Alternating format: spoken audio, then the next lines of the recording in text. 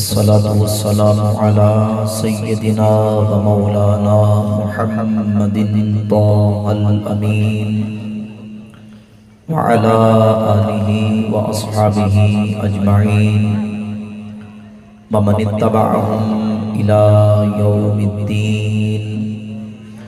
أما بعد فأعوذ بالله من الشيطان الرجيم. بسم الله الرحمن الرحيم.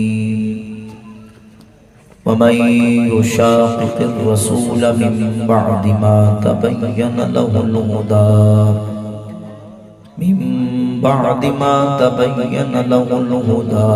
ويتبع غير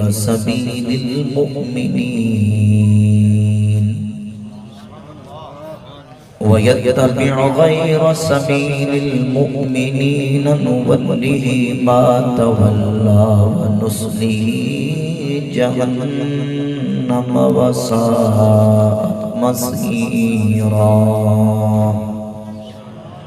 صدق الله مولانا العظيم وصدق رسوله النبي الكريم الأمين الرؤوف الرحيم. إن الله وملائكته يصلون على النبي يا أيها الذين آمنوا صلوا عليه وسلموا تسليما. بآواز بلند مل کے محبت سے درود پاک پڑھیے. الصلاۃ والسلام علیک یا سیدی یا رسول اللہ وعلى آلك وأصحابك يا سيدي يا حبيب الله. الصلاة والسلام عليك يا سيدي يا شفيع المذنبين وعلى آلك وأصحابك يا رحمة للعالمين. مولاي صل وسلم دائما أبدا على حبيبك خير الخلق كلهم. هو الحبيب الذي ترجى شفاعته لكل هول من الأهوال مقتهم. يا ربي بالمصطفى بلغ مقاصدنا واغفر لنا ما مضى يا وسيع الكرم. اللہ رب العالمین جل وعلا مجدہ الکریم احکم الحاکمین کی حمد و ثنا حضور نبی کریم رؤوف الرحیم تاجدار انبیاء حبیب کبریاء احمد مجتبی جناب سیدنا محمد مصطفیٰ صلی اللہ تعالی علیہ وعلا آلہ واصحابہ وبارک وسلم کی بارگاہ اقدس میں درود و سلام کا نذرانہ پیش کرنے کے بعد معزز و محتشم سامعین و حاضرین برادران اسلام، اللہ رب العزت کے فضل و کرم توفیق و عنایت سے آج ہم اس بابرکت محفل پاک کے اندر شرکت کی سعادت حاصل کر رہے ہیں. اللہ رب العزت جل وعلا مجدہ الکریم ہماری حاضری کو اپنی بارگاہ میں قبول و منظور فرمائے اور ہم سب اہل ایمان کے لیے آج کی اس محفل پاک کو بخشش و نجات کا ذریعہ بنائے.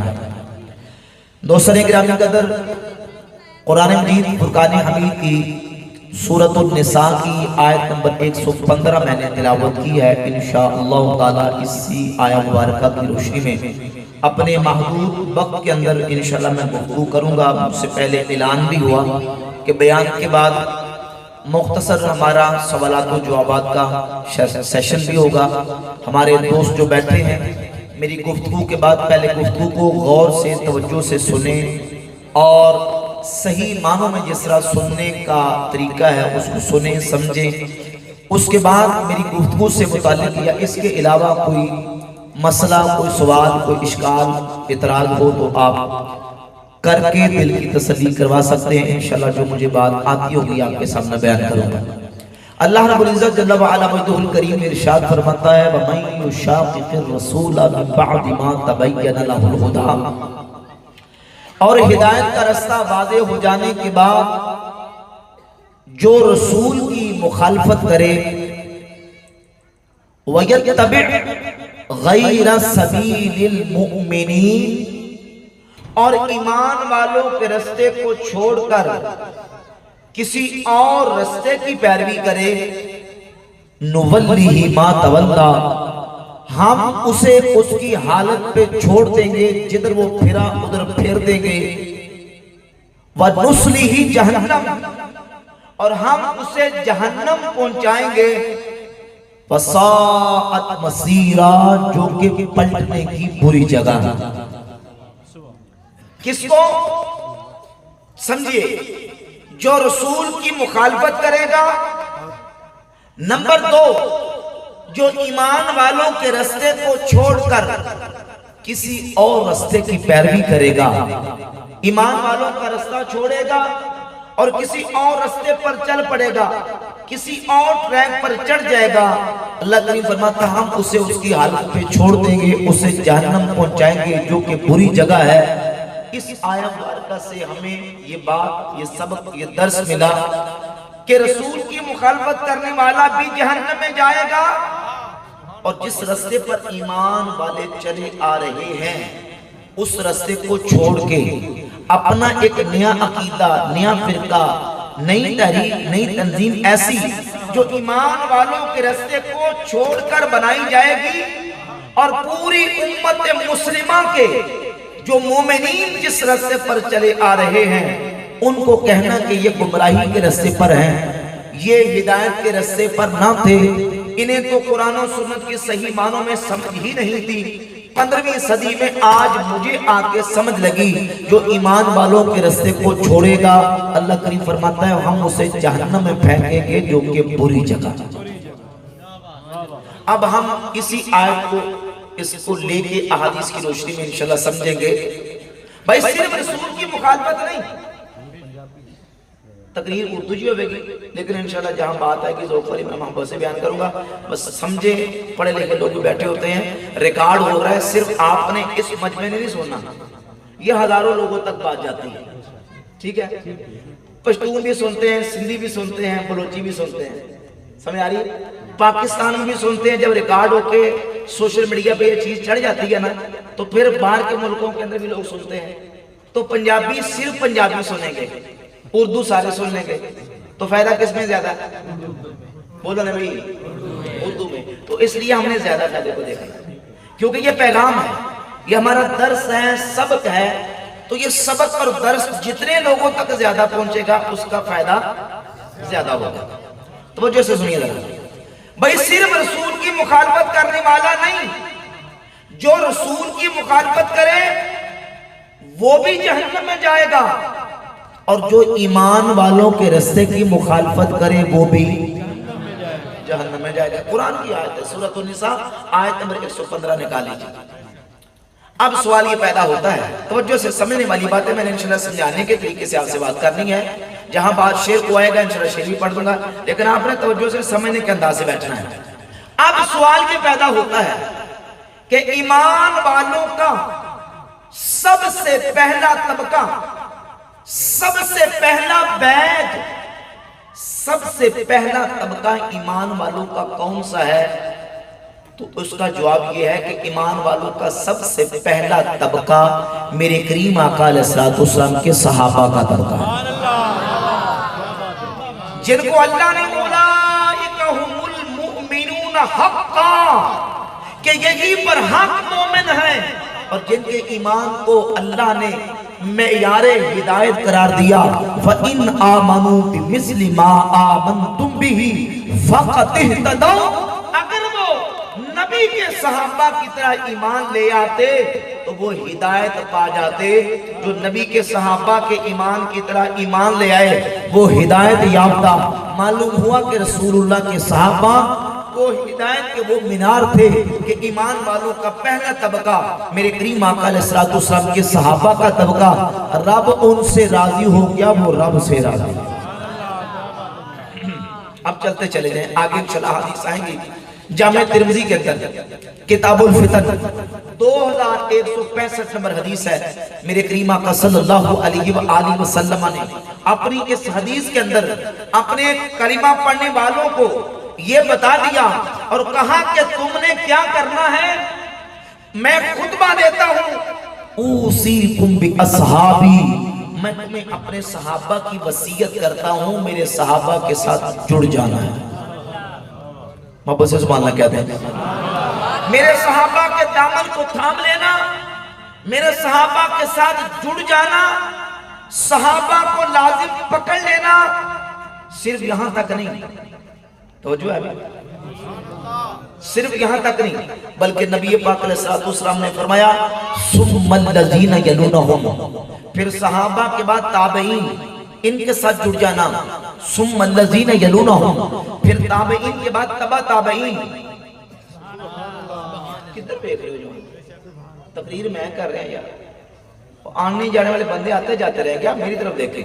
سامنے بیٹھے بندے اتنی اہم اور ضروری بات ہو رہی ہو اور دائیں بائیں آنے جانے والوں کی طرف دیکھیں گے تو بات کرنے کا مزہ باقی رہ جاتا ہے. توجہ سے سنیں ذرا، صرف صحابہ نہیں، صحابہ کا دامن بھی تھام لو، صحابہ کے بعد ان کے شاگرد تابعین، ان کو بھی لازم پکڑ لو. ثم الذین یلونہم، پھر تابعین کے بعد تبع تابعین، ان کو بھی لازم پکڑ لو. علیکم بالجماعت وایاکم والفرقہ، فرمایا کہ جماعت کو لازم پکڑ لینا، جماعت سے کٹ کر باندھنے والے فرقوں سے بچ جانا. جماعت سے کٹ کر باندھنے والے فرقوں سے بچ جانا. اب حدیث میں نبی پاک علیہ السلام نے اپنی امت کو صحابہ سے جڑ جانے کا حکم دیا. اب کوئی وہ جو صحابہ کا دشمن اور مخالف ہے وہ یہ کہے گا دیکھیں گے تو صحابہ کی بات کرتے چلے جا رہے ہیں. بھئی ہم کب کہتے ہیں کہ ہم صرف صحابہ کو مانتے ہیں؟ جن کو اللہ کے نبی نے منوایا ہم سب کو مانتے ہیں.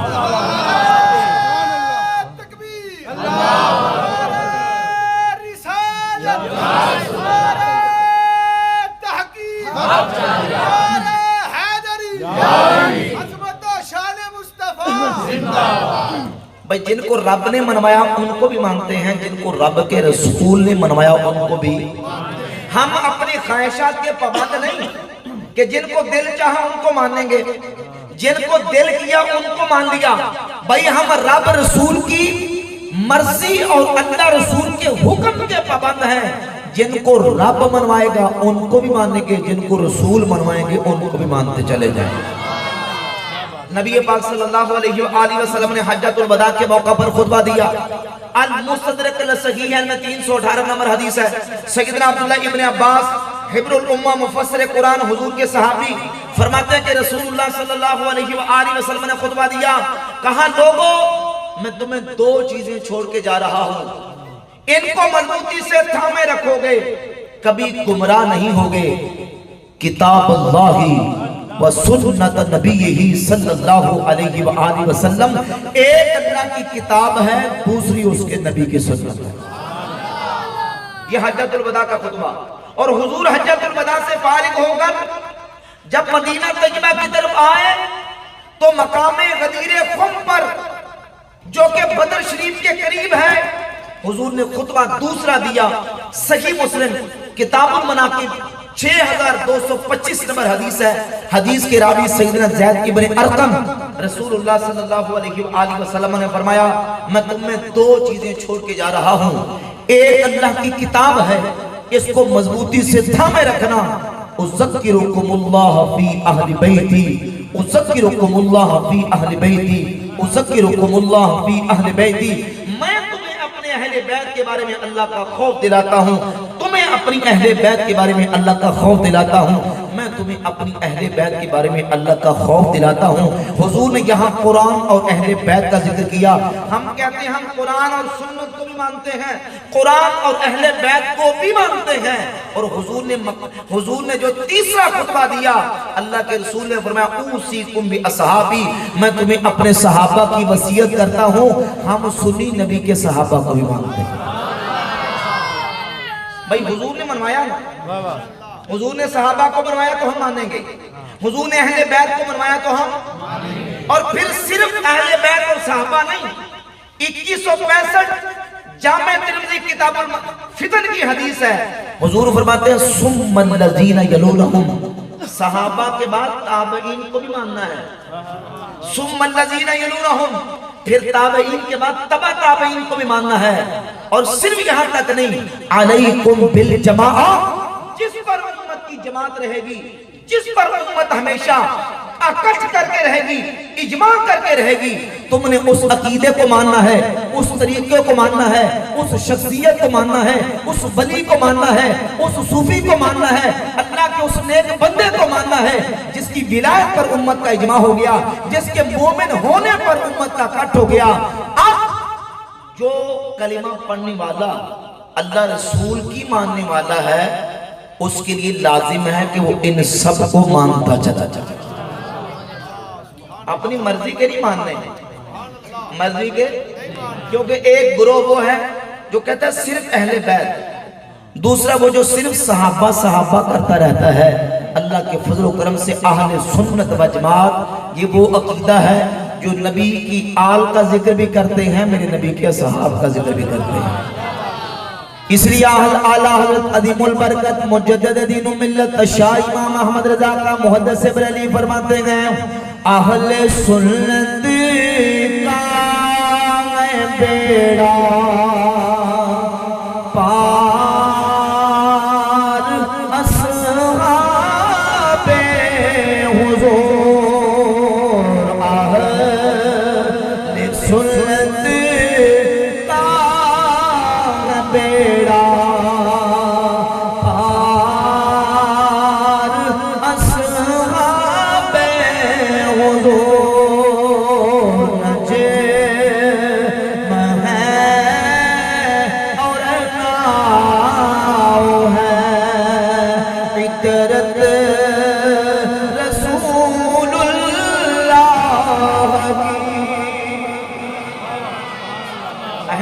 का बेड़ा पार क्यों है? क्योंकि हमारे हाथ में सहाबा की मोहब्बत का दामन भी मौजूद है, नबी की आल की मोहब्बत का दामन। अल्लाह के फजल करम से ये मुबारक अकीदा अहले सुन्नत का अल्लाह ने हमें अता किया है। तो जो कीजिए, अहले सुन्नत का अकीदा ये कोई 50, 100, 150, 200 साल की पैदावार नहीं। अल्लाह के फजल करम से सहाबा से लेकर आज तक अल्लाह के जितने वली आए हैं वो सारे अहले सुन्नत व जमात के अकीदे में आए। भाई ये कोई गड़ा हुआ थोड़ी है या कल परसों की बात थोड़ी है। अल्लाह के फजल करम से हम दलाइल से इस बात को साबित करेंगे।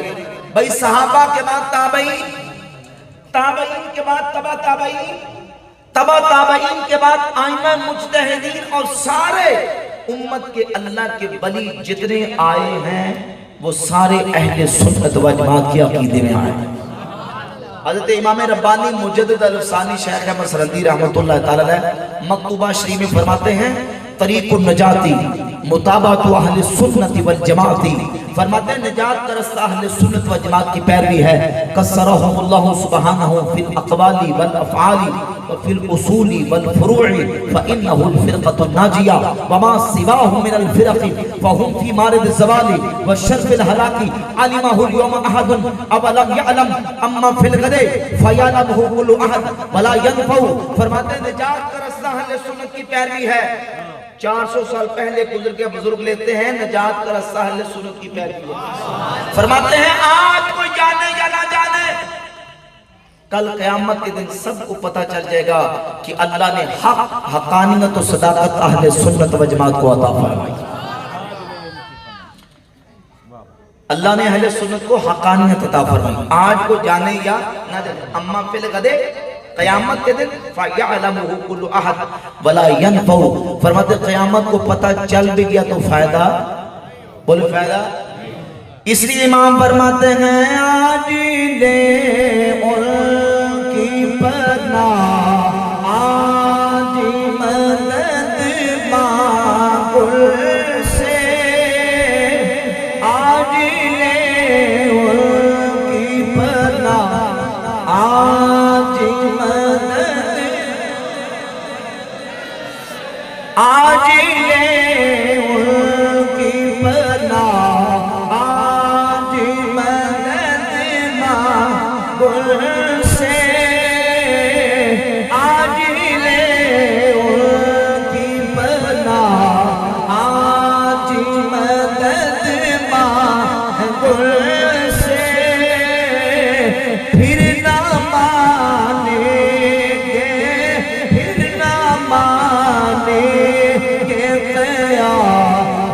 میں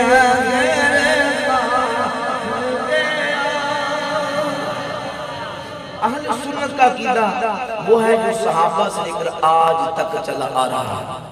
اب ہمارے کئی نوجوان سوشل میڈیا سے سن کے مختلف یوٹیوبرز کو مختلف نام نہاد علمی کتابی سوشل میڈیا کے اسکالرز ان کو سن کے وہ پٹی جو پڑھاتے ہیں وہ پڑھ لیتے ہیں, کہتے ہیں دیکھیں جی یہ کیا اہل سنت آپ نے بار بار اہل سنت کیا ہوتا ہے. تو جو کیجئے بھئی میری تقریر نوجوانوں کے لیے ہے. وہ کہتے ہیں دیکھیں قرآن تو کہتا ہے ہوا سماکم المسلمین, اللہ نے تمہارا نام مسلم کہا ہے. اللہ نے کیا نام رکھا ہے؟ مسلم. بھئی بیٹا خاموش ہو چھوٹے بیٹا.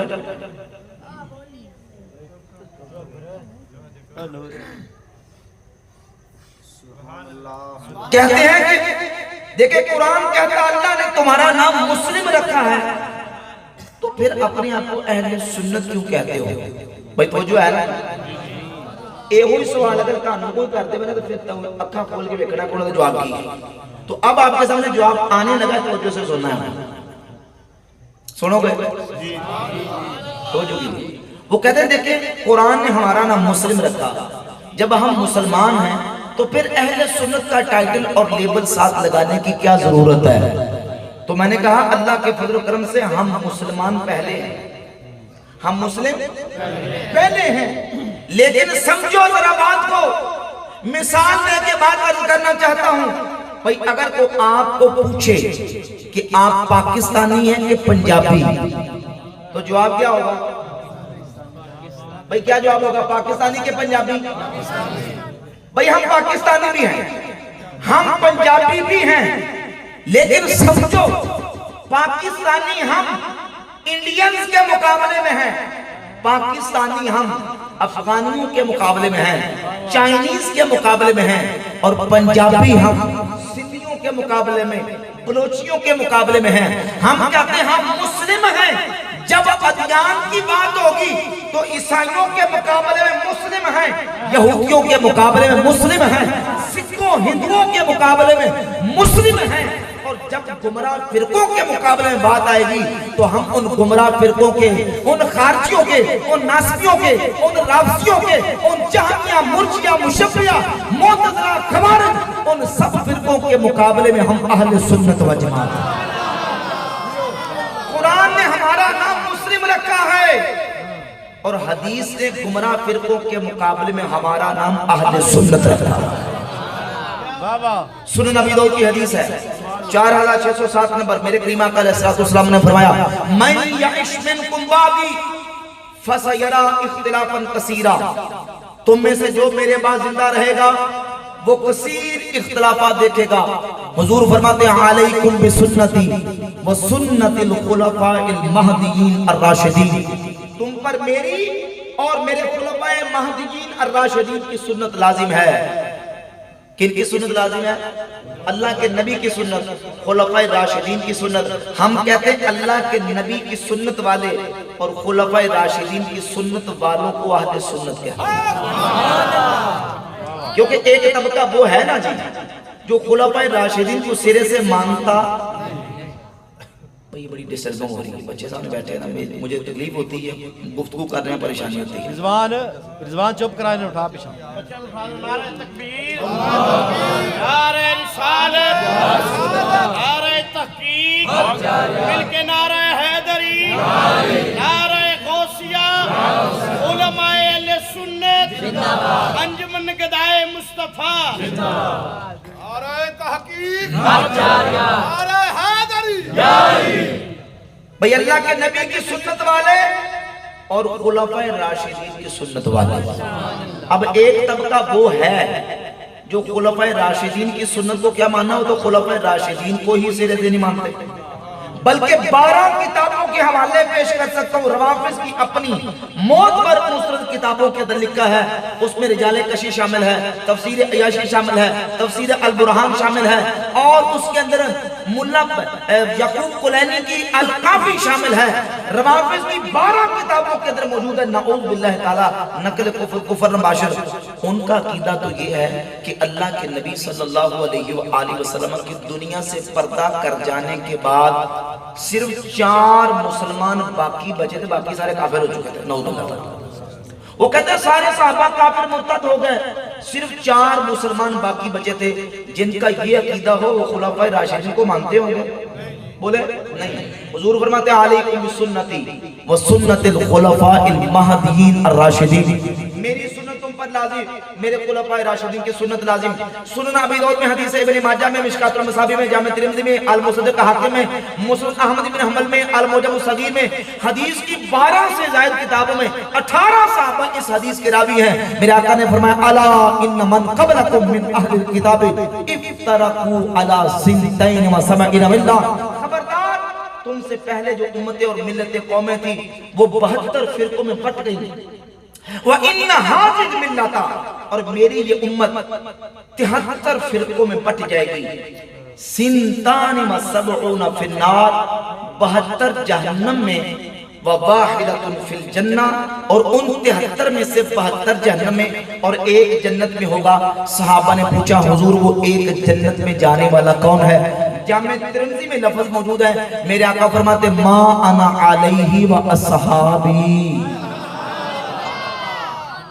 ما انا علیہ، بھئی جس پر میں ہوں اور میرے صحابہ جس عقیدے پر، جس طریقے پر، اور ابو داؤد کے الفاظ ہیں، کریم آقا علیہ السلام نے فرمایا ہی الجماعت، وہ جماعت ہوگی، بولی وہ کیا ہوگی؟ اہل سنہ، نبی کی سنت والے، خلفائے راشدین کی سنت والے، اور ہی الجماعت، وہ 73 میں سے جو جنت میں جانے والا فرقہ وہ جماعت ہوگی۔ اور حضور فرماتے ہیں علیکم بالجماعت، ترمذی کی 165 نمبر حدیث ہے، علیکم بالجماعت وَإِيَّاكُمْ وَالْفُرْقَةَ، جو جماعت کو چھوڑ کر فرقے بنیں گے ان فرقوں سے بچ جاؤ، جماعت کے ساتھ لگ جاؤ۔ اب ان حدیثوں سے نتیجہ کیا نکلا؟ ان حدیثوں سے نتیجہ یہ نکلا کہ امت کے اندر اختلاف ہوں گے، انتشار ہوگا، افتراق ہوگا، بڑے لوگ پیدا ہوں گے، وہ جو کیجئے بھئی جوانوں، بڑے لوگ آئیں گے اور ایسے ایسے لوگ آئیں گے، دعوے ان کے قرآن کے ہوں گے، دعوے ان کے حدیثیں پڑھنے کے ہوں گے، لیکن قرآن اور حدیث سے ان کا کوئی تعلق نہیں ہوگا، وہ دین سے ایسے نکلے ہوئے ہوں گے جیسے تیر شکار کو لگ کے پار نکل جاتا ہے۔ اب سمجھے میں انشاءاللہ نتیجے پر آنے والا ہوں۔ بھئی دیکھئے وہ کہتے ہیں دیکھیں 73 فرقے ہوں گے تو ہونا تو یہ چاہیے کہ جو جماعت جنت میں جائے وہ ہو جو قرآن زیادہ پڑھتی ہو، تو جو ہے بھئی ہونا تو یہ چاہیے کہ جو قرآن زیادہ پڑھتے ہوں، جو حدیثیں زیادہ پڑھتے ہوں، جو ٹیبل پہ بخاری مسلم رکھ کے لیکچر دیں، وہ جنتی ہونا چاہیے۔ میں توجہ ہے آپ وہ ہونا چاہیے جو حدیثوں کے انٹرنیشنل نمبر بتائے وہ جنتی ہونا چاہیے، جو قرآن کی آیتوں کے ایک سورت کا آیت کا نمبر بتائے وہ جنتی ہونا چاہیے۔ لیکن یہاں سمجھئے حضور نے نشانیاں پہلے سے بتا دی، اٹھائیں صحیح بخاری حدیث کا نمبر میں بتا دیتا ہوں، 6930 31 32 33 34، صحیح مسلم کی 2449 50 51 52 53 سے 70 تک 20 سے زیادہ حدیثیں مسلم کے اندر موجود ہیں۔ سنن ابی داؤد میں پورا چیپٹر موجود ہے۔ میرے کریم آقا علیہ السلام نے فرمایا یخرج فیکم قوم، صحابہ تمہیں ایک ایسی قوم نکلے گی تحقرون صلاتکم مع صلاتہم، وہ اتنی نمازیں پڑھیں گے کہ تم اپنی نمازوں کو ان کی نمازوں کے مقابلے میں حقیر اور تھوڑا جانو گے، وصیامکم مع صیامہم، اپنے روزوں کو ان کے مقابلے میں تھوڑا جانو گے، وعملکم مع عملہم، اور اپنے اعمال کو ان کے اعمال کے مقابلے میں تھوڑا جانو گے، یقرؤون القرآن، وہ قرآن پڑھیں گے، بولے کیا پڑھیں گے؟ قرآن پڑھیں گے، یتلون کتاب اللہ رتبا لینا، وہ قرآن کو زبان میں موڑ موڑ کے پڑھیں گے۔ فرمایا یدعون الی کتاب اللہ ولیسوا منہ فی شیء، وہ لوگوں کو قرآن کی طرف بلائیں گے لیکن قرآن کے ساتھ ان کا کوئی تعلق نہ ہوگا۔ لا یجاوز حناجرہم، قرآن پڑھیں گے لیکن قرآن ان کے حلق سے نیچے نہیں جائے گا. نمازیں، روزے، حج، زکات، قرآن کی حدیثیں سارا کچھ پڑھیں گے. فرمایا یمرقون من الدین مروق السهم من الرمیہ، وہ دین سے ایسے نکلے ہوئے ہوں گے جیسے تیر شکار کو لا کے پار نکل جاتا ہے. ساری چیزیں ان کے پاس پوری ہوں گی لیکن اگر ان کے پاس نہیں ہوگا تو صحیح عقیدہ نہیں ہوگا. اور صحیح عقیدہ وہ ہے جو قرآن کی تشریح سنت کرے، ہم وہ تشریح لیں گے. اور سنت کی تشریح جو صحابہ اہل بیت امت کے امام کریں گے، ہم وہ تشریح لیں گے. بھائی یہ پڑھتے قرآن ہی ہیں، پڑھتے حدیث ہی ہیں، لیکن قرآن و حدیث پڑھ کے مطلب اس کا صحیح بیان ہے. اس بات سے، اس حدیث سے انشاءاللہ مسئلہ پورا مکمل توڑ چڑھ جائے گا. صحیح مسلم کے اندر 473 نمبر حدیث ہے. یزید الفقیر تابعی ہیں، پہلے ان کے عقائد خراب ہو گئے تھے، بعد میں انہوں نے توبہ کر لی. یزید الفقیر کہتے ہیں کہ میرے اوپر خارجیوں کے کچھ عقائد کا اثر ہو گیا اور میں اسی عقیدے کے ساتھ اپنے ساتھیوں سمیت مدینہ شریف حاضر ہوا. صحابہ کا دور تھا. میں مسجد میں پہنچا، مسجد نبی شریف میں میرے ساتھی ساتھ تھے. تو ہم نے جب مسجد میں پہنچ دیکھا تو ایک شیخ، ایک بزرگ بابا جی، وہ ستون کے ساتھ ٹیک لگا کے بیٹھے ہیں اور حدیث کا درس دے رہے تھے. اور حدیث کا درس دیتے ہوئے کہہ رہے تھے کہ جب جہنمیوں کو جہنم سے نکالا جائے گا، جہنمیوں کو جہنم سے نکالا جائے گا. تو یزید الفقیر کہتے ہیں کہ میں نے سورہ السجدہ کی آیت نمبر 20 پڑھی اور کہا بزرگوں، بابا جی آپ کہتے ہیں کہ جہنمیوں کو جہنم سے نکالا جائے گا، جبکہ اللہ قرآن میں فرماتا ہے کلما ارادوا ان یخرجوا منها اعیدوا فیہا، کہ جب جہنمی جہنم سے نکلنے کا ارادہ کریں گے، اعیدوا فیہا، ان کو واپس جہنم میں واپس کر دیا جائے گا، ان کو واپس لٹا دیا جائے گا. قرآن تو یہ کہتا ہے کہ جہنمیوں کو جہنم سے نکلنے نہیں دیا جائے گا، وہ واپس پلٹا دیے جائیں گے. اور آپ حدیثیں پڑھ کے یہ بیان کر رہے ہیں کہ جہنمیوں کو جہنم سے نکالا جائے گا. اب یزید الفقیر نے جب یہ بات کی، جس بزرگوں سے، جس بابا جی سے بات ہو رہی تھی، وہ کو عام شخص نہیں، میرے نبی کے صحابی حضرت جابر رضی اللہ تعالیٰ. حضرت جابر نے جب یہ بات سنی نا تو حضرت جابر نے فوراً یزید الفقیر سے کہا کہ تو کہتا ہے کہ ان کو ٹھیک ہے یہ آیت پڑھ کے، لیکن یہ بتا تو نے سورہ بنی اسرائیل کی وہ آیت نہیں پڑھی کہ اللہ کریم فرماتا عَسَىٰ أَن يَبْعَثَكَ رَبُّكَ مَقَامًا مَحْمُودًا.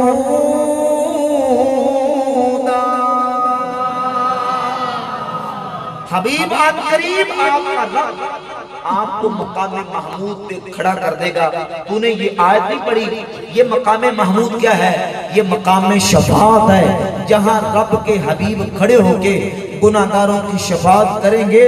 رب اپنے حبیب کی شفاعت سے گناہگاروں کو جہنم سے نکالے گا، جنت میں داخلہ عطا فرما دے گا. اب جب صحابی رسول نے قرآن پڑھایا، یزید الفقیر نے پہلے بھی قرآن ہی پڑھا تھا، کوئی گرنتھ وید کا حوالہ پیش نہیں کیا، قرآن کا حوالہ پیش کیا. لیکن جب قرآن پڑھا تھا خارجیوں سے تو بات سمجھ نہیں آئی. جب صحابی نے قرآن سمجھایا تو بات سمجھ آ گئی. کہتے ہیں سوائے ایک بندے کے باقی سارے توبہ کر کے سچے پکے مسلمان بن گئے. معلوم ہوا کہ قرآن سمجھنے کے لیے بھی قرآن سمجھانے والے کی ضرورت ہے، قرآن سمجھانے والے کی ضرورت ہے. اور قرآن پڑھ کے اگر کوئی مطلب غلط بیان کرے گا تو قرآن اس کو قرآن سے ہدایت حاصل نہیں کر سکتا. کیونکہ نبی پاک علیہ السلام کی حدیث ہے کتاب التفسیر جامع ترمذی کے اندر، من قال فی القرآن بغیر علم فَلْيَتَبَوَّأْ مَقْعَدَهُ مِنَ النَّارِ، جس نے قرآن میں بغیر علم کے کوئی بات کی وہ اپنا ٹھکانہ جہنم میں بنا لے. من قال فی القرآن برأیہ فَلْيَتَبَوَّأْ مَقْعَدَهُ مِنَ النَّارِ، اور جس نے قرآن کے اندر اپنی رائے کو دخل کیا. قرآن کی جتنے ایک موضوع سے ریلیٹڈ ہیں ان تمام کو لو. جتنی حدیثیں اس سے متعلق ہیں تمام حدیثوں کو لو تو اللہ کے فضل و کرم سے وہی عقیدہ ثابت ہوگا جو اللہ نے اہل سنت و جماعت کو عطا فرمایا۔ اب ایک اور دھوکے کا میں یہاں شبہ کا ازالہ اور دھوکے کا میں اللہ کے فضل و کرم سے اس اشکال کا جواب پیش کر دوں۔ کہتے ہیں دیکھیں یہ سنی لوگ کہتے ہیں کہ قیامت کے دن نبی بھی کام آئیں گے، ولی بھی کام آئیں گے، غوث پاک کام آئیں گے، داتا صاحب کام آئیں گے۔ یہ توجہ ہے نا جی؟ یوٹیوب پہ آج کل بڑے آپ کو نظر آئیں گے، نام رکھتے علمی کتابی اور وہ بالکل علم سے کورے، علم سے کورے۔ وہ کہتے ہیں دیکھیں یہ کہتے ہیں کہ غوث پاک سرکار کام آئیں گے، داتا صاحب کام آئیں گے، جبکہ حدیث یہ کہتی ہے، توجہ سے سنیے، قیامت کا دن ہوگا نفسی نفسی سب نبی کہہ رہے ہوں گے۔ قیامت کے دن جب نبی نفسی نفسی کہہ رہے ہوں گے تو پھر داتا صاحب غوث پاک کہاں کام آ جائیں گے؟ بھئی سوال سمجھ آیا؟ سوال تو ہے، سوال تو ہے، لیکن یہ سوال جہالت کی وجہ سے ہے، یہ سوال ہٹ درمی کی وجہ سے ہے، یہ سوال لوگوں کو دھوکہ دینے کا ایک طریقہ ہے۔ کیوں؟ اس لیے کہ حدیث موجود ہے قیامت کے دن سب نبی بھی نفسی نفسی کہہ رہے ہوں گے، یہ حدیث موجود ہے، حدیث بھی صحیح ہے، لیکن سمجھو کہ صرف یہی حدیث ہے، باقی اس کے علاوہ کوئی حدیث نہیں، یا اس حدیث کا مطلب کیا ہے؟ تو ہم کہتے ہیں ہم اس حدیث کو مانتے ہیں، حدیث صحیح ہے لیکن پوری حدیث پڑھو اور ساری حدیثیں پڑھو۔ یہ حدیث اس کا تعلق اس مرحلے کے ساتھ ہے جب ابھی اللہ تعالیٰ کسی نبی کو کسی پیغمبر کو شفاعت کی اجازت نہیں دے گا، اذن شفاعت ان کو نہیں ملے گا، اس وقت نبی بھی نفسی نفسی کہہ رہے ہوں گے، اور جب اللہ شفاعت کا اذن دے دے گا سبحان اللہ تو اٹھاؤ صحیح بخاری 7439 7439 نمبر حدیث صحیح بخاری میں، اور سنن نسائی کے اندر 5013 نمبر حدیث سنن نسائی میں ہے۔ میرے کریم آقا علیہ الصلوۃ والسلام فرماتے ہیں قیامت کا دن ہوگا ما مجادلۃ احدکم بالحق یکون لہ فی الدنیا بأشد مجادلۃ من المؤمنین لربہم فی اخوانہم الذین ادخلوا النار۔ قیامت کا دن ہوگا مومنین اللہ کی بارگاہ میں آئیں گے اور ان گناہگار اہل جہنم کے بارے میں اللہ سے مجادلہ کریں گے۔ حدیث کے لفظ میں نے پڑھے مجادلہ کے، مجادلہ کا معنی جھگڑا کریں گے، بولو کیا کریں گے؟ ایمان والے جھگڑا کریں گے کہ یا اللہ یہ ہمارے بھائی تو نے ان کو جہنم میں داخل کر دیا، یا اللہ ان کو جہنم میں داخل کیا، ہمارے بھائیوں کو مجادلہ کریں گے۔ اور صحیح بخاری کی 7439 نمبر حدیث میں حضور فرماتے ہیں جیسے تم ایک دوسرے کے ساتھ دنیا میں تم کوئی چیز مجھ سے مانگتے ہو یا دنیا میں تم ایک دوسرے سے جھگڑا کرتے ہو، اس سے بڑھ کر ایمان والے رب سے جھگڑا کریں گے۔ اور یہاں یہ سمجھ لیں یہ جھگڑا وہ نہیں جو کسی کے ساتھ زور زبردستی سے دھونسے کے ساتھ کیا جاتا ہے، یہ ناز و نخرے کا جھگڑا ہے۔ یہ کون سا جھگڑا ہوگا؟ ادلال والا، ناز و نخرے والا، جیسے محبوب اپنے محب سے کرتا ہے ناز و نخرے کے ساتھ، تو رب کی بارگاہ میں بطور ناز ایمان والے کہیں گے یا اللہ ان کو تو نے جہنم میں پھینک دیا۔ اللہ کریم فرمائے گا جاؤ جن جن کے چہروں سے پہچانتے ہو ان کو چہروں سے پہچان کے جہنم سے نکال کے جنت میں داخل کرو۔ فَيَشْفَعُ النَّبِيُّونَ وَالْمَلَائِكَةُ وَالشُّهَدَاءُ او کما قال نبی صلی اللہ علیہ وآلہ وسلم، میرے آقا فرماتے ہیں پھر نبی بھی شفاعت کریں گے، شہید بھی شفاعت کریں گے، ملائکہ بھی شفاعت کریں گے۔ یہ کب کریں گے؟ جب اللہ اذن شفاعت دے گا، شفاعت کا دروازہ اپنے حبیب پہ کھولے گا، پھر نبی بھی کریں گے، شہید بھی کریں گے، فرشتے بھی کریں گے، اولیاء بھی کریں گے، غوث پاک بھی کریں گے، داتا صاحب۔ بھئی حدیث ہے، بخاری مسلم سے پڑھ رہا ہوں، بخاری کی 7439 میں ابھی حدیث نکال کے دیکھ لیں، اور سنن نسائی مسلم شریف کے اندر حدیث ہے۔ تو وہ جو نفسی نفسی والی حدیث ہے بھئی وہ بھی صحیح ہے، لیکن یہ اس وقت کی بات ہے کہ جب اللہ بھی کسی کو شفاعت کی اجازت نہیں دے گا اور جب شفاعت کا اذن مل جائے گا تو پھر سارے نبی شفاعت کریں گے، شہید بھی کریں گے اور فرشتے بھی کریں گے، اللہ کے ولی بھی کریں گے۔ ایک ایک مومن کی وجہ سے اللہ کتنے لوگوں کو بخش کے ان کو جنت کا مالک بنا دے گا۔ اور میرے آقا کی شفاعت کا عالم تو یہ ہے کہ میرے کریم آقا علیہ السلام نے فرمایا یودع للانبیاء منابر من ذہب، المستدرک الصحیحین میں امام حاکم حدیث لے کے آئے، امام الانبیاء صلی اللہ علیہ وآلہ وسلم نے فرمایا قیامت کا دن اللہ رب العالمین نبیوں کے لیے سونے کے ممبر بچھائے گا، یجلسون علیہا، سارے نبی اپنے اپنے ممبروں پہ بیٹھ جائیں گے، لا اجلس علیہ قائما بین یدی ربی مخافۃ ان یبعث بی الی الجنہ ویبقى امتی بعدی۔ امام الانبیاء صلی اللہ علیہ وسلم نے فرمایا آج آدم تا جناب عیسیٰ علیہ السلام سارے نبی سارے پیغمبر اپنے اپنے ممبروں پہ بیٹھے ہوں گے، پر قیامت کے دن میں اپنے ممبر پہ نہیں بیٹھوں گا، اس ڈر کی وجہ سے کہ کہیں اللہ مجھے جنت میں بھیج کے میری امت کو پیچھے نہ چھوڑ دے۔ اللہ رب العالمین خالق کائنات فرمائے گا ماذا تريد ان اصنع بامتک، حبیب پیارے کیا چاہتے ہو آج میں آپ کی امت کے بارے میں کیا فیصلہ کروں؟ امام الانبیاء صلی اللہ علیہ وآلہ وسلم رب العالمین کی بارگاہ میں عرض کریں گے رب اجل حسابہم، یا اللہ 50,000 سال کا اتنا لمبا اتنا کٹھن اتنا مشکل مرحلہ میری امت میں بڑا گرا ہے، یا اللہ میری امت کا حساب جلدی جلدی فرما دے، منہم من يدخل الجنت برحمت اللہ، میرے آقا فرماتے میرے کچھ امتی وہ ہوں گے جو اللہ کی رحمت سے جنت میں جائیں گے، ومنہم من يدخل الجنت بشفاعتی،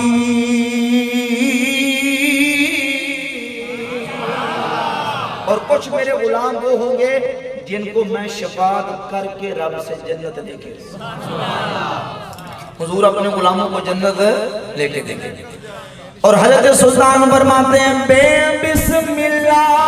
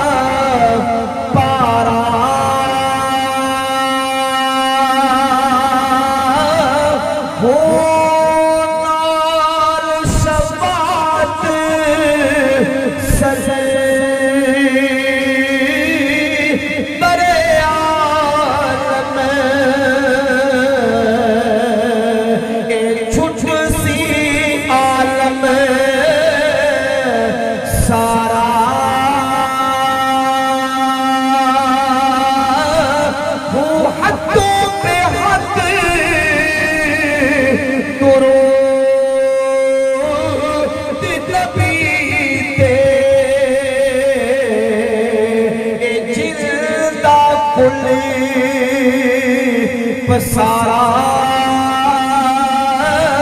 ہوں میں قربانی تلا تھی پاؤ، جنوں ملیا نبی سہارا ہوں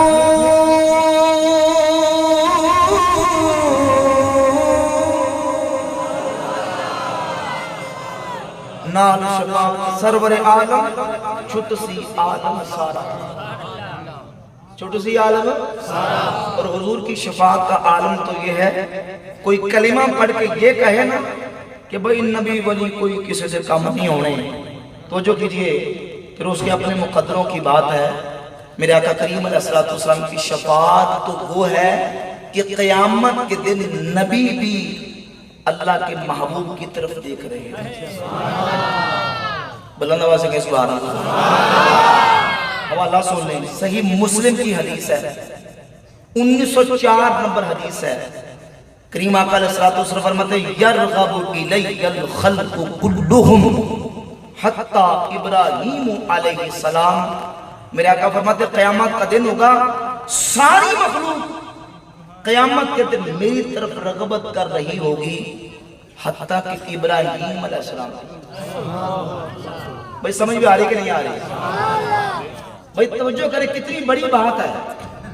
कलिमा पढ़ के कोई कहे कि नहीं नहीं कोई किसी के काम नहीं आएगा, तो फिर वो अपने अकीदे के मुताबिक सही कह रहा है कि ओदे कोई काम नहीं आएगा। ओदे कोई क्यों? क्योंकि हुजूर की हदीस है, और आज भी ये हदीस पाक नबी पाक अलैहिस्सलाम की मस्जिद नबवी शरीफ के अंदर आज भी ये हदीस लिखी हुई है। मेरे आका फरमाते हैं शफाअती यौमल क़यामत हक़्क़ुन मन लम युमिन बिहा लम यकुम मिन अहलिहा। मेरी शफाअत क़यामत के दिन पर हक है, पर मिलेगी उसे जो दुनिया में मेरी शफाअत को मानता हो। हुजूर फरमाते हैं यरगबु इलैयल खल्क़ु कुल्लुहुम हत्ता इब्राहीम अलैहिस्सलाम। कुल मखलूक खुदा क़यामत वाले दिन मेरी तरफ रग़बत कर रही होगी, हत्ता कि इब्राहीम अलैहिस्सलाम। इब्राहीम जद्दुल अंबिया है, खलीलुल्लाह है, इतना बड़ा बुलंद मकाम है इब्राहीम अलैहिस्सलाम का, लेकिन क़यामत के दिन इब्राहीम को भी रसूलुल्लाह की हाजत होगी। आला इमाम अहले सुन्नत, इमाम आशिका, इमाम इश्क व मोहब्बत, इमाम अहमद रज़ा खां मुहद्दिस बरेली रहमतुल्लाह ताला अलैह फरमाते हैं, आप फरमाते हैं वो जहां में गया जो से मुस्तग़नी हुआ, वो जहां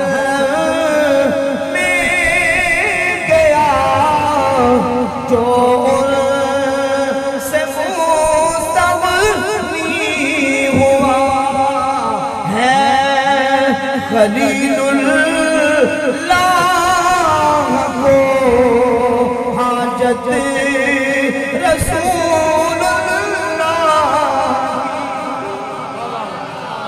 इब्राहीम अलैहिस्सलाम की क़यामत के दिन हुजूर की तरफ देख रहे होंगे, कलिमा पढ़ के कोई कहे कि नहीं कोई किसी काम नहीं आएगा, तो फिर उसके मुकद्दरों की बात है। हमारा कुरान और सुन्नत की रोशनी में अकीदा ये है कि अल्लाह के नबी भी काम आएंगे, सहाबा भी काम आएंगे, अहले बैत भी काम आएंगे, हसनैन करीमैन भी काम आएंगे, सिद्दीक़ फारूक उस्मान अली रदियल्लाहु ताला अन्हुम भी काम आएंगे, अल्लाह के वली काम आएंगे, गौसे पाक काम आएंगे, दाता साहब काम आएंगे। जो कहते नहीं आएंगे, भाई उनके नहीं आएंगे ना, क्योंकि वो मानते नहीं, हम मानते हैं अल्लाह के फजल करम से अल्लाह के वली हमारे काम आएंगे।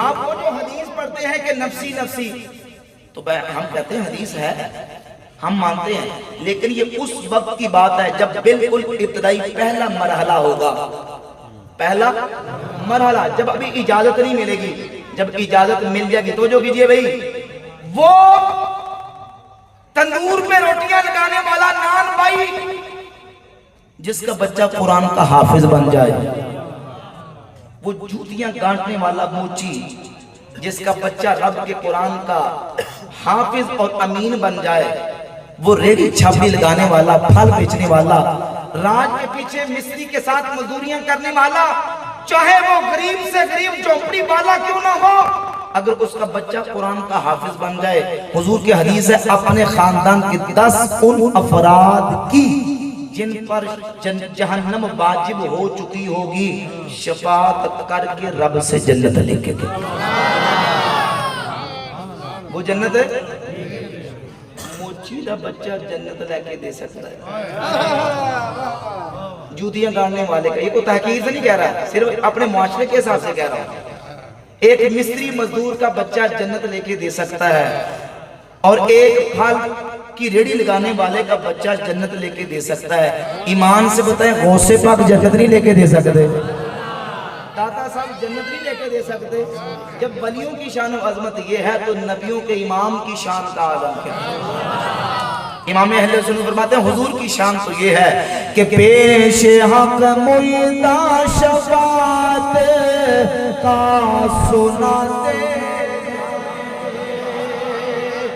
पिछले तक जरा मोहब्बत ना कह दो सुभान अल्लाह। पेश हक मुयदा शफात का सुनाते जाएंगे इमामुल अंबिया सल्लल्लाहु अलैहि वसल्लम रब की बारगाह में सर मुबारक सजदे में रखेंगे, इतना लंबा तवील सजदा करेंगे। अल्लाह रब्बुल आलमीन फरमाएगा इरफा रासा का सल्तोता वशफा तुशफा, ऐ प्यारे हबीब अपना सर उठाइए, मांगे जो मांगेगे दिया जाएगा, जिसकी शफाअत करेंगे कबूल की जाएगी। इमाम फरमाते पेश हक मुइदा शफाअत का सुनाते जाएंगे, आप रोते जाएंगे, हमको हंसाते जाएंगे। मुस्कुराते हम हसीरों की तरफ, फिर मने इसियां परब बिजली गिराते खाक उफता तो बस उनके आने की ही देर है, खुद वो गिर कर सजदा में तुमको उठाते। पेशे हक मुइदा शफाअत का सुनाते जाएंगे, आप रोते जाएंगे, हमको हंसाते जाएंगे। अब जब सवाल ना था तो दिल परेशान हुआ था कि नहीं? जवाब सुन के दिल खुश हुआ कि नहीं?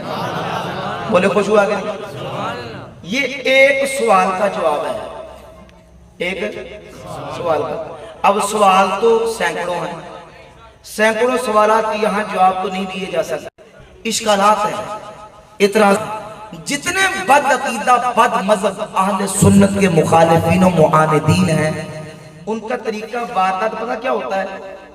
वो अपनी मन मर्जी की एक बात लेते हैं और शुरू हो जाते हैं। और अहले सुन्नत व जमात का तरीका ये है कि कुरान और सुन्नत में जितने मजमूई दलाइल हैं सबको इकट्ठा करके अकीदा बयान करते हैं।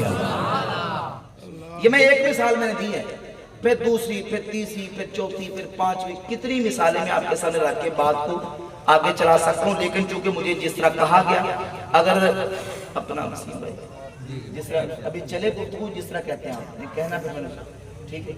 अगर सवाल का सिलसिला कर लेते हैं, ठीक है? मैंने अपनी गुफ्तगू यहाँ मुकम्मल कर दी है, चूंकि इंतजामिया ने आगे प्रोग्राम को चलाना है, तो मेरा ख्याल है कि यहाँ मैं इत्तिफा करता हूँ। बातें और बहुत सारी हो सकती हैं, लेकिन बहरहाल जितनी मैंने गुफ्तगू कर दी है आपके सामने एक तमहीद और मुकदमे के तौर पर कुरान और सुन्नत की रोशनी में कोई वाकया बयान बोलो ना, कोई किस्सा ते जड़ियां हदीसा बयान की थी ने हवाला मेरे को लगा, कोई बात समझ आ रही ना?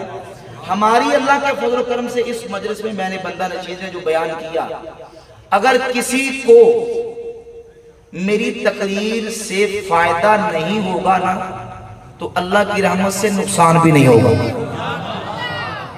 भाई फायदा नहीं तो नुकसान भी। बस हमें अपनी महफिलों का, अपने प्रोग्रामों का माहौल बदलने की जरूरत है। तो जो कीजिए बदलने की जरूरत है। क्यों? क्योंकि इसलिए कि बहुत सारे मामलात इस वक्त उलझ चुके हैं, खराबियां इतनी पैदा हो चुकी हैं कि हमारे अपने स्टेजों, अपने हमारी महफिल के अंदर, हमारे अपने जलसों के अंदर लाखों रुपया लगा के भी जो असल हदफ है और असल टारगेट है हम उस तक नहीं पहुंच पा रहे। उसकी वजह यह है कि हम ये देखते हैं कि बंदा कितना फेमस है। सबकी बात नहीं कर रहा, तकरीबन ये सूरत हाल है। बंदा फेमस कितना है, इस बंदे की डिमांड कितनी है, फैन फॉलोइंग कितनी है, फेमस कितना है, इसकी तकरीर करवाने से बंदे इकट्ठे कितने हो जाएंगे, लोग आ कितने जाएंगे। आप वो तकरीर करके चाहे किससे कहानियां, अखबारी रिपोर्टें, वाकया जहां से इधर से उधर से कर करा के वो लोगों को चंद मिनटों के लिए राजी कर जाए, वाह वाह सुभान अल्लाह, खुश हो जाए। लेकिन जो पढ़े लिखे लोग बैठे होते हैं, जिनका जो है वो ज़हन ये होता है कि भाई दलाइल के साथ मुस्तनद तरीके से बात की जाए, वो मुतमईन नहीं हो पाते। नतीजा ये होता है कि वो बदजन होकर उठ के चले जाते हैं। अल्हम्दुलिल्लाह मैं देख रहा हूँ तकरीबन अल्लाह के फजल करम से, जिस तरह मुझे भाई ने कहा कि पंजाबी में, इसके बावजूद कि मैंने गाँव के अंदर बयान किया पंजाबी में नहीं उर्दू में कर रहा हूँ, लेकिन अल्लाह के फजल करम से वो आखिर तक देखने बंदे खड़े हैं। کیوں؟ اس لیے کہ بات مستند طریقے سے ہونی چاہیے، اس کا فائدہ ہوتا ہے۔ اللہ ہمیں عمل کی توفیق عطا فرمائے۔ اب کوئی دوست میری گفتگو سے متعلق یا کوئی اس کے علاوہ کوئی بات کرنا چاہتا ہے، مجھے آتی ہوگی تو انشاءاللہ اس کا میں جواب ضرور کر سکتا ہوں۔ وعلیکم السلام۔ دو گزارشیں ہیں۔ جی تو آپ مفتی فضل احمد جو ہے وہ بہت زیادہ اہل سنت کے خلاف ویڈیو بنا رہے ہیں، تو ان کو جوابات کچھ فرمایا۔ اور دوسرا مرزا انجینئر کہتا ہے کہ حضرت سعد بن عبادہ جو ہیں انہوں نے ابو بکر صدیق رضی اللہ تعالیٰ عنہ کی بیعت نہیں کی، تو اجماع ہی نہیں مکمل ہوتا۔ تو یہ بہت زیادہ اعتراض میں نے کتابوں میں دیکھا، مجھے نہیں ملا، آپ ارشاد فرمائیں۔ چلے اس کا جواب یہ ہے، دیکھیں سوشل میڈیا پہ اس وقت اتنے زیادہ فتنے ہیں، اگر آپ یہ کہیں نا کہ اس کو بھی جواب دیں، اس کو بھی جواب دیں، اس کو بھی جواب دیں، اس کو بھی جواب دیں، نہ تو اتنا وقت ہے نہ اتنی فرصت ہوتی ہے، اور پھر یہ جو جوابات دینے ہوتے ہیں نا، اس کا کوئی فائنینشلی کسی قسم کا کوئی فائدہ مجھے نہیں ہے۔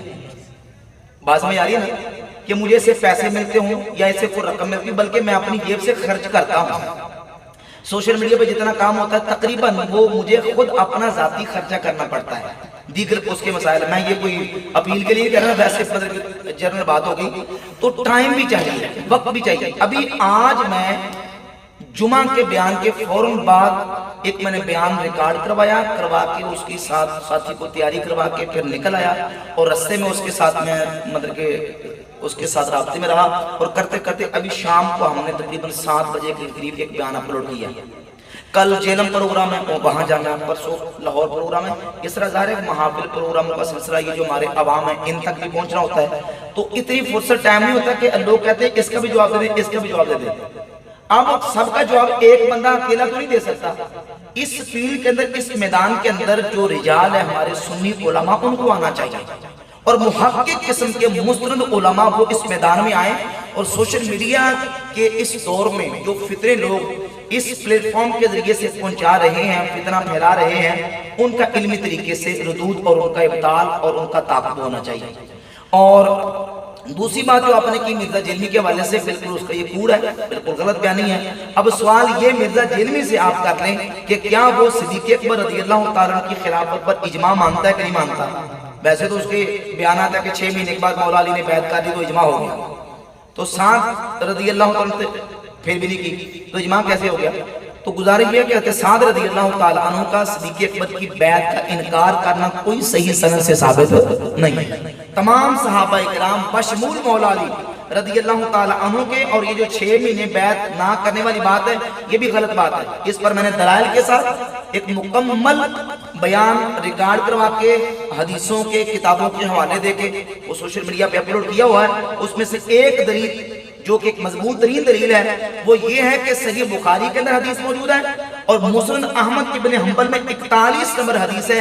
عقبہ بن حارث کہتے ہیں کہ نبی پاک علیہ السلام کے وصال اقدس کو ابھی چند راتیں ہی گزری تھی کہ ابو بکر صدیق مسجد سے نماز پڑھا کے نکلے، ساتھ مولا علی بھی موجود تھے۔ سبحان اللہ! عصر کی نماز پڑھ کے صدیق اکبر نماز پڑھا کے نکلے، مولا علی ساتھ موجود تھے، اور ابو بکر صدیق نے آگے بڑھ کے دیکھا تو امام حسن مجتبیٰ بچوں کے ساتھ کھیل رہے تھے۔ صدیق اکبر نے آگے بڑھ کے امام حسن کو اٹھایا اور اپنے کندھوں پہ بٹھا لیا اور کہا بی ابی شبیہ بالنبی لیس شبیہ بعلی، میرا باپ حسن پر فدا ہو جائے، حسن کی صورت علی سے نہیں، حسن کی صورت میں مصطفیٰ سے ملتی صلی اللہ علیہ وسلم۔ وعلی یتبسم وعلی یضحک، مولا علی یہ بات سن کے مسکرا رہے تھے، خوش ہو رہے تھے۔ تو مولا علی صدیق اکبر سے راضی تھے، خوش تھے، ان کے پیچھے نمازیں پڑھ رہے تھے۔ یہ 6 مہینے تک ناراضگی والی بات یہ درست نہیں۔ ٹھیک ہے، اور کوئی دوست؟ السلام علیکم۔ وعلیکم السلام۔ ایک حضرت ہیں، انہوں نے بڑا کام کیا ہے حضور کی آل پاک پہ، اور سولو امام حسن پہ بھی ایک بڑی خوبصورت کتاب لکھی انہوں نے آج کل ایک بڑا مسئلہ ہے جی، انہوں نے کہا ہے کہ حضرت امیر معاویہ رضی اللہ تعالیٰ عنہ پر جو جتنی بھی شانیں ہیں احادیث، وہ ساری احادیث میں سے کوئی حدیث صحیح نہیں ہے، یعنی نچلے درجے میں ضعیف ہیں یا اور درجات میں ہیں، صحیح حدیثیں نہیں ہیں۔ بڑا کام کیا، کیا مطلب بڑا اچھا مثبت کام کیا؟ مثبت کام۔ کون ہے وہ؟ ظہور احمد فیضی صاحب۔ وہ مثبت کام کیا، وہ تو رافضی ہے، میرا مناظرہ نہیں اس کے ساتھ ہوا، دیکھا آپ نے سوشل میڈیا پہ، اس کے ساتھ میری پوری ڈیبیٹ ہوئی ہے۔ فیضی ظہور فیضی کے ساتھ میری ڈیبیٹ ہوئی ہے، سوشل میڈیا پہ وہ مناظرہ موجود ہے، اور اللہ کے فضل و کرم سے وہ چاروں شانے چت ہو گئے سمجھیں اپنے اس گفتگو کے اندر بالکل اس کا رافضی ہونا میں نے دلائل سے ثابت کیا، وہ پکا رافضی ہے، اس کے عقائد اہل سنت والے نہیں، جو صحابہ کرام کی ذوات کے اوپر تان کرے، جو صحابہ کو ظالم جابر فاسق و فاجر بدعتی کہے، وہ سنی ہو سکتا ہے؟ بولے وہ سنی؟ اہل سنت کا متفق عقیدہ ہے، ہمارے عقیدے کی کتابوں کے اندر لکھا ہے، امام ابو جعفر محمد ابن سلامہ الطحاوی المتوفی 321 ہجری اپنی عقیدے کی کتاب العقیدۃ الطحاویہ کے صفحہ 79 پہ لکھتے ہیں وَنُحِبُّ أَصْحَابَ رسول اللہ صلی اللہ علیہ وآلہ وسلم، ہم حضور کے سارے صحابہ سے محبت کرتے ہیں، وَلَا نُفْرِطُ فِي حُبِّ أَحَدٍ مِّنْهُمْ، کسی صحابی سے ہم بیزاری اختیار نہیں کرتے، کسی صحابی کو حد سے نہیں بڑھاتے، وَنُبْغِضُ مَن يُبْغِضُهُمْ، جو صحابہ کا دشمن ہے وہ ہمارا دشمن ہے، وَلَا بِغَيْرِ حَقٍّ نَذْكُرُهُمْ، ہم صحابہ کا ذکر ناحق نہیں کرتے، وَلَا نَذْكُرُهُمْ إِلَّا بِخَيْرٍ، ہم جب بھی ذکر صحابہ کرتے ہیں تو خیر اور بھلائی کے ساتھ کرتے ہیں، وَنَرَاهُمْ لَهُمْ دِينًا وَإِيمَانًا وَإِحْسَانًا، صحابہ کی محبت ہمارا دین ایمان احسان ہے، وَبُغْضَهُمْ كُفْرًا وَنِفَاقًا وَطُغْيَانًا، صحابہ کا بغض کفر منافقت اور سرکشی ہے، اہل سنت کا یہ عقیدہ نہیں ہے کہ صحابہ سے دشمنی رکھی جائے، آپ کہہ رہے کوئی کام نہیں کیا، اس نے صحابہ کے خلاف لکھا ہے، اس نے بلکہ میں نے مناظرہ میں پکڑا، اس نے کہا ابو بکر عمر جو ہے نا وہ جنگ خیبر کے اندر شکست کھا کے بھاگ آئے تھے، یہ اس نے لکھا اپنی کتاب کے اندر، اور میں نے اس کو پکڑ کیا کہ تو رافضیوں کی روایتیں پڑھ کے شیعوں کی روایتیں پڑھ کے ہمارے اہل سنت کے عقیدے کے خلاف بولتا ہے اور صحابہ کرام کے خلاف بولتا ہے، صحابہ علیہ رضوان ان کی ذات بڑی عظمت والی ہے، اور جو بات آپ نے کی آخر میں کہ ان کی شان میں کوئی سوال یہ پیدا ہوتا ہے، چلیں ساری کی چیزیں چھوڑ دیں، امیر معاویہ رسول اللہ کے صحابی ہیں کہ نہیں، اس سے پوچھ لیں، ہم تو الحمدللہ مانتے ہیں بھئی حضور کا صحابی ہونا چھوٹی فضیلت ہے، بھئی سمجھ آ رہی ہے، صحابی رسول ہونا کوئی چھوٹی فضیلت ہے، بہت بڑی فضیلت ہے، ہمارے اہل سنت کے عقیدے کے مطابق، ہم دوسروں کی بات نہیں کرتے، ہم اپنے عقیدے کے مطابق قرآن و سنت کی روشنی میں اللہ کے فضل و کرم سے صحابیت کا مرتبہ ایسا مرتبہ ہے کہ کوئی ولی غوث قطب ابدال بھی ان کے مقام تک نہیں پہنچ سکتا، تو یہی ان کی فضیلت کے کافی، باقی ان کی فضیلت میں حدیث موجود ہے بحمد اللہ تعالیٰ، امام ترمذی جامع ترمذی میں کتاب المناقب میں حدیث لے کے ہے، امام احمد بن حنبل فضائل الصحابہ میں حضرت امیر معاویہ کے فضائل میں حدیث لے کے ہے کہ نبی پاک علیہ الصلوۃ والسلام نے ان کے لیے دعا کی کہ یا اللہ معاویہ کو ہادی بنا دے، مہدی بنا دے، حضور نے ان کے لیے دعائیں فرمائی، نبی پاک علیہ الصلوۃ والسلام کی بیوی کے وہ بھائی ہیں، حضور نبی پاک علیہ الصلوۃ والسلام کے وہ کاتب ہیں، حضور نے ان کو کتابت کے اوپر مامور فرمایا، کتابت وحی بھی کی، کتابت خطوط بھی کی، وہ کہتے نہیں وہ کتابت وحی نہیں کی انہوں نے، وہ صرف خط لکھا کرتے تھے، میں کہتا ہوں چلو 2 منٹ کے لیے وحی نہیں لکھی، خط لکھے، یہ دیکھو کس کے خط لکھے ہیں، میں توجہ ہے، میں اگر کسی کو اپنا اہم خط لکھنے کے لیے کہوں کہ بھئی یہ خط میرا فلان جگہ پہ میں نے لکھنا تو لکھ دو، میں کسی غیر دیانتدار بندے کو یہ ذمہ داری اس کے سپرد کروں گا؟ بولے نہیں یار، اللہ کے نبی صلی اللہ علیہ وآلہ وسلم جب باقی سلاطین اور حکمرانوں کو خطوط لکھاتے تھے، وہ خط بھی اگر حضرت امیر معاویہ رضی اللہ تعالیٰ عنہ لکھتے تھے تو اس کا مطلب یہ ہے کہ حضور ان کو امین جانتے تھے، حضور نبی پاک علیہ الصلوۃ والسلام ان پر اعتماد فرماتے تھے، یہ فضیلت ہے ان کی، اور بہت سارے فضائل ہیں الحمد للہ تعالیٰ، ٹھیک ہے، اور کو دوست وعلیکم السلام جی وہ کروں گا، میں سوال پہلے لوں گا، نماز کے والے سے میں نے ریکارڈنگ کروائی ہے، بیانات کروائے ہیں، آپ کوئی سوال پوچھے گا تو میں کرتا ہوں، وہ تو کوئی سوال کرے میں کروں گا نا جواب اس کا، کوئی ہے دوست تو کر لیں سوال، کوئی سوال کرنا تو کرنا، معاشرہ مجمع بھرپور ہے، لوگ بڑے جم کے بیٹھے ہوئے ہیں، کوئی ساتھی دوست، کوئی نوجوان ہمارے، کوئی کسی قسم کی میں انشاءاللہ کسی کو کوئی تنقید ایسی نہیں کروں گا، کھلے دل کے ساتھ آپ نے کوئی بات پوچھنی پوچھ سکتے ہیں،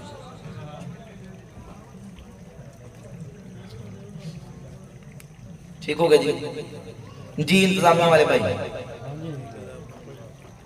بھائی بات یہ ہے کہ حضرت صاحب ناراض نہیں ہوں گے اگر کوئی سوال کرے، لیکن یاد رکھنا جواب وہ ملے گا جو عقیدہ اہل سنت کا ہے، قرآن و سنت کی روشنی میں، قرآن اور سنت کی روشنی میں، किसी दोस्त को किसी मसले पे कोई सवाल करना है, बैठा है पीछे, खड़े हैं दोस्त, आगे आ जाए, स्टेज पे आ जाए, वहाँ ही कह दें, कोई मसला वहाँ ही नहीं। कह दे। आवाज पहुंच जाएगी इंशाल्लाह। कोई सवाल है? जी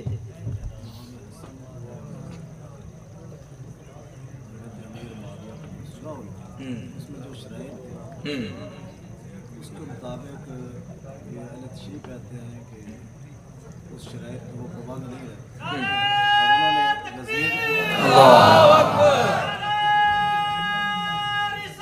या रसूल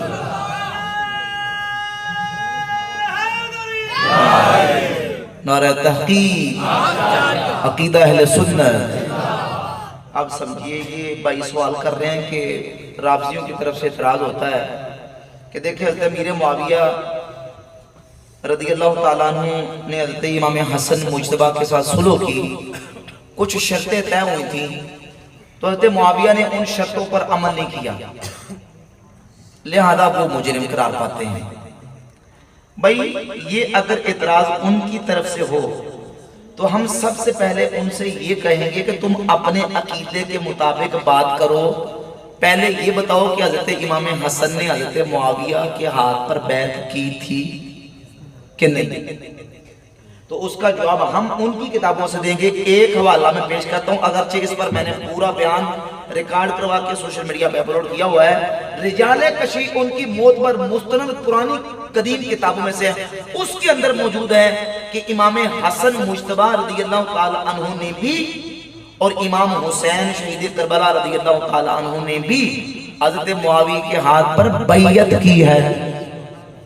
मुल्ला बाकर मजलिसी की किताब हयातुल कुलूब के अंदर मौजूद है कि इमाम हसन मुज्तबा ने क्या की है, सिर्फ सुलह नहीं बैयत की है, उनको खलीफा माना है, हुक्मरान माना है। और इस सुलह के बाद बैयत, ये जो सुलह हुई है, इस सुलह की पेशगोई अल्लाह के रसूल सल्लल्लाहु अलैहि वसल्लम ने कई साल पहले, कई दहाइयां पहले नबी पाक अलैहिस्सलाम ने सुलह की खुशखबरी और आपने उसकी पेशगोई फरमाई। अहले सुन्नत की किताब सही बुखारी के अंदर और अहले तशय्युअ की किताब मनाक़िब इब्न शहर अशूब के अंदर, दोनों किताबों के अंदर ये रिवायत मौजूद है कि नबी पाक अलैहिस्सलाम ने हज़रत इमाम हसन के बारे में फरमाया, इन्ना बनी हाज़ा सय्यदुन, मेरा ये बेटा सरदार है, लअल्लल्लाह अन युस्लिह बिही बैन फ़िअतैन अज़ीमतैन मिनल मुस्लिमीन, अल्लाह मेरे इस बेटे के जरिए से मुसलमानों के दो ग्रोहों के माबैन सुलह करवा दे। अच्छा, हुजूर इस सुलह पर राजी थे कि नाराज थे? तो जो कीजिए जरा नुक्ता समझे, हुजूर राजी थे कि नाराज थे? राजी थे। अगर हुजूर इस सुलह पर राजी ना हो तो नबी पाक अलैहिस्सलाम नाराजगी का, नापसंदीदगी का इजहार फरमा देते। हुजूर ये जो खबर उम्मत को दे रहे हैं, इस बात की दलील है कि हुजूर इस सुलह पर राजी थे।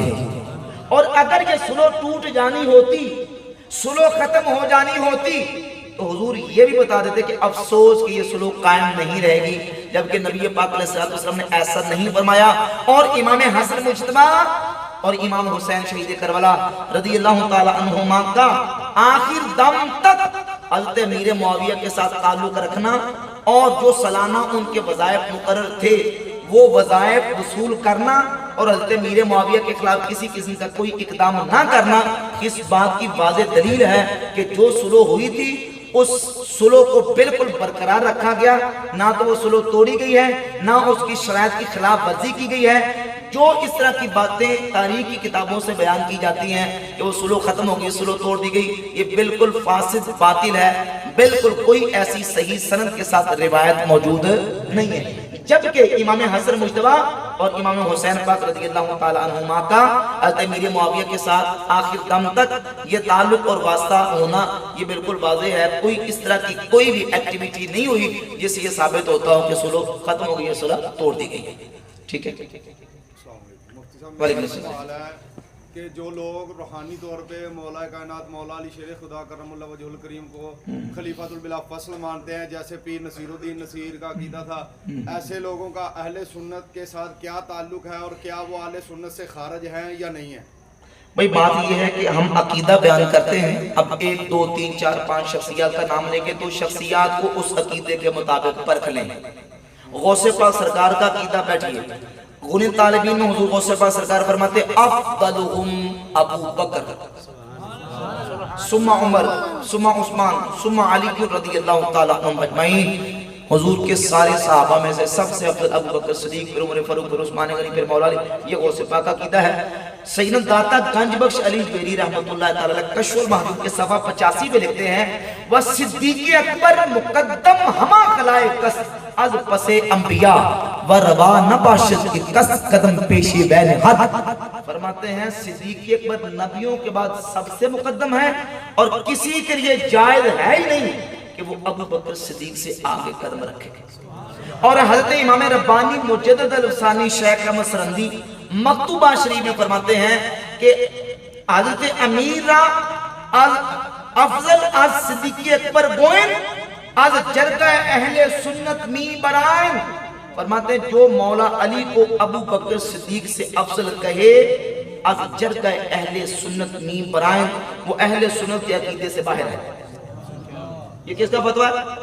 نقش بندیوں کے پیر حضرت امام ربانی مجدد الفسانی شیخ احمد سرندی رحمۃ اللہ علیہ مکتوبہ شریف میں فرماتے ہیں کہ جو صدیق اکبر سے حضرت مولا علی کو افضل کہے وہ اہل سنت ہے۔ اور مولا علی کا اپنا عقیدہ سنیے، مولا علی کا اپنا عقیدہ صحیح بخاری 3671 نمبر حدیث ہے، 3671 نمبر حدیث صحیح بخاری کی۔ مولا علی کی بارگاہ میں آپ کے بیٹے محمد ابن حنفیہ نے پوچھا ابو جان یہ بتائیں اید الناس خیر بعد رسول اللہ صلی اللہ علیہ وآلہ وسلم، یہ بتائیں کہ رسول اللہ کے بعد امت میں سب سے افضل ترین ہستی کون ہے؟ تو مولا علی کی زبان پر جس کا نام آیا وہ ذات ابو بکر صدیق رضی اللہ عنہ۔ اعلیٰ قلت ثم من، کہتے میں نے کہا ان کے بعد، کہا ان کے بعد عمر ابن خطاب رضی اللہ عنہ۔ ابھی نکالیں صحیح بخاری 3671 نمبر حدیث ہے مولا علی کا عقیدہ۔ اور ایک آخری بات مولا علی پاک رضی اللہ تعالیٰ عنہ سے امام قاضی ابو یوسف رحمت اللہ تعالیٰ نے اپنی کتاب کتاب الآثار صفحہ نمبر 207 حدیث کا نمبر 924 امام اعظم ابو حنیفہ کی سند کے ساتھ یہ حدیث لے کے آئے۔ ایک شخص نے مولا علی کے سامنے یہ کہا یا علی ما رأیت احدا خیرا منکا، میں نے بڑے بڑے فضیلت والے لوگ دیکھے پر آپ سے بہتر اور افضل آج تک میں نے کسی شخص کو نہیں دیکھا۔ تو مولا علی نے فوراً فرمایا کہ بتا حال رأیت النبی صلی اللہ علیہ وآلہ وسلم، تو نے اللہ کے نبی کو دیکھا ہے؟ قال لا، کہنے لگا نہیں۔ فرمایا حال رأیت ابا بکر و عمر، تو نے ابو بکر عمر کو دیکھا ہے؟ قال لا، کہنے لگا نہیں۔ فرمایا لو اخبرتنی انک رأیت النبی صلی اللہ علیہ وآلہ وسلم ضربت عنقک، اگر تو یہ کہہ دیتا کہ میں نے اللہ کے نبی کو دیکھا میں تیری گردن اڑا دیتا، کیونکہ تو نے مجھ سے افضل ہستی اللہ کے رسول کو دیکھا ہے۔ ولو اخبرتنی انک رأیت ابا بکر و عمر لأوجعتک عقوبۃ، اور اگر تو یہ کہہ دیتا کہ میں نے ابو بکر و عمر کو دیکھا ہے میں تجھے پھر بھی سخت سزا دیتا۔ کیوں؟ کیونکہ مولا علی کا عقیدہ کہ ابو بکر بھی افضل ہے عمر بھی افضل ہے۔ اور آخر میں ہمارا عقیدہ یہ ہے کہ چاروں یار نبی دے عاشقی، کوئی نہیں ہے نا چارہ بردہ، نا اس سرتی پیدا کیتا، انہ جان سارا بردہ، نا کوئی ہویا تے نا کوئی ہو سی، انہ چارہ یارہ بردہ،